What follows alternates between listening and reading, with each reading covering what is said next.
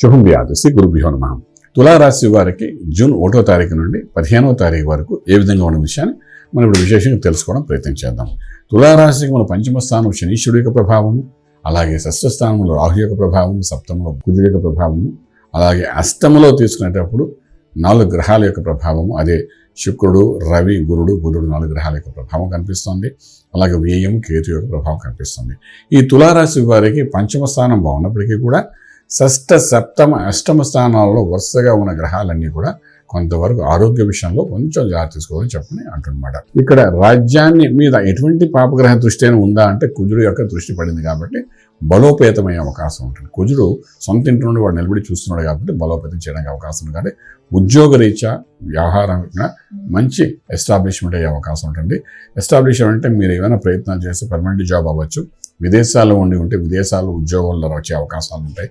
అలాగే మీకు ఉద్యోగరీత్యా డిపార్ట్మెంట్ రీత్యా మీరు ఏమైనా చేయాలనుకుంటే అవన్నీ కూడా చేసుకుంటూ ముందుకెళ్ళడానికి అంతకాల అవకాశాలు ఉన్నాయని చెప్పగలుగుతాం. అదేవిధంగా వ్యాపారం చేసేవాళ్ళు కూడా వ్యాపారంలో కొంచెం కన్ఫ్యూజన్లో ఉన్న వాళ్ళందరికీ ఇంక పర్వాలేదు అనే ఒక ధోరణి తీసుకునే అవకాశం ఉంటుంది. కుజుడు యొక్క దృష్టి రాజ్యం మీద పడింది కాబట్టి ఒక 45 రోజుల్లో మీరు అన్ని సెట్ అవుతారు. వ్యాపార రీత్యా కొత్త వ్యాపారాలు కూడా ఆరంభించవచ్చు. దానివల్ల మనకి ఎటువంటి నష్టం లేదు. ఇంపోర్ట్ ఎక్స్పోర్ట్ వ్యాపారంలో ఒక 10% ప్రాఫిటబుల్గానే ఉంటుంది. ట్రేడింగ్ చేసేటప్పుడు కూడా చక్కగా ఐరన్ కోర్స్ మీద వాటి మీద ట్రేడింగ్ చేయడం ప్రయత్నించండి, సక్సెస్ఫుల్గా కనబడుతుంది. అలాగే రాజకీయ రంగంలో ఉండే వాళ్ళకి మాత్రం కొంతవరకు అనువుగా లేదు, కొంచెం మానసిక ఒత్తిడి ఉండే అవకాశం అయితే బాగా కనిపిస్తుంది. ఫిల్మ్ ఇండస్ట్రీలో ఉండే వాళ్ళకి ప్రొడ్యూసర్స్, డైరెక్టర్స్, ఫిల్మ్ యాక్టర్స్ వీళ్ళందరికీ కూడా కొంచెం ఉత్సాహకరంగా ఉండే అవకాశాలు బాగా కనబడుతున్నాయి. ఇది ఇలా ఉంటుండగానే విదేశాలకు వెళ్ళి చదువుకోవాలని విద్యార్థికి అనుకూలమైన వాతావరణం ఉంది. విదేశాలకు వెళ్ళి ఉద్యోగం చేయాలనుకున్న వాళ్ళు కూడా కొంత ఎస్టాబ్లిష్ అవుతుంది. మళ్ళీ పిలుపు రావచ్చు, విదేశాలలో మంచి కొత్త ఉద్యోగానికి అవకాశాలు రావచ్చు. ఇటువంటి పాజిటివ్ రేస్ అన్ని కనబడుతున్నాయి. ఒక ఆరోగ్య విషయంలో మాత్రం చాలా జాగ్రత్త తీసుకోవాల్సి వస్తుంది.